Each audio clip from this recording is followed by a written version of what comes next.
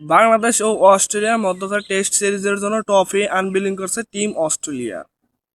ট্রফিটি একেবারে কাঠের আদলে, মানে কাঠের যেরকম বার্নিশ করে ওই রকম বার্নিশের টাইপই ট্রফিটা।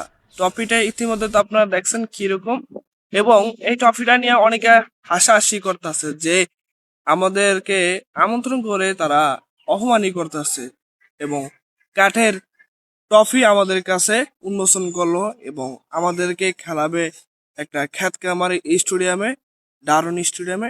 এখন সে উপরে আমরা আমাদের ট্রফিটা কাঠের তৈরিতে আমাদের কাছে উন্মোচন করছেন টিম অস্ট্রেলিয়া। এতেই বোঝা যায় যে আমাদেরকে তারা সিরিজ খেলতেও নেয় নাই, আমাদেরকে অপমানই করতে নিয়েছে, এরকমটাই অনেকে মন্তব্য করতেছেন।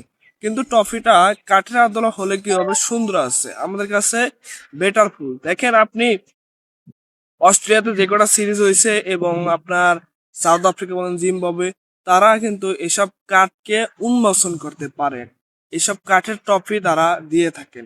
তাই অস্ট্রেলিয়াও আমাদের বাংলাদেশের জন্য এরকম একটা ট্রফি আনবিলিং করছে। ট্রফিটা খারাপ না, বেটারই, কাঠের আদলে তো। আহ, মাঝখানে অস্ট্রেলিয়ার টিমের লোগো, নিচনে বাংলাদেশের লোগো এবং অস্ট্রেলিয়ার লোগো, এটাই একটা মানে সৌন্দর্য, গোল্ডেন আকারের কাঠে ফুটিয়ে রাখছে, সুন্দর হয়েছে। আমার কাছে ওরকম খারাপ না, ভালোই। 10-এর ভিতরে এটাকে আমি 8 দিতেছি রেটিং পয়েন্ট। তবে ট্রফিটা অতটা খারাপ না, আপনারা যতটুকু রিয়েক্ট অথবা মন্তব্য করতেছেন যে খারাপ খারাপ আমাদেরকে অপমান করতেছে, না ভাই, আমাদেরকে কোনো অপমান করতেছে না। এই ডারন স্টেডিয়ামে কিন্তু এবার প্রথমবার যাত্রা করতেছেন।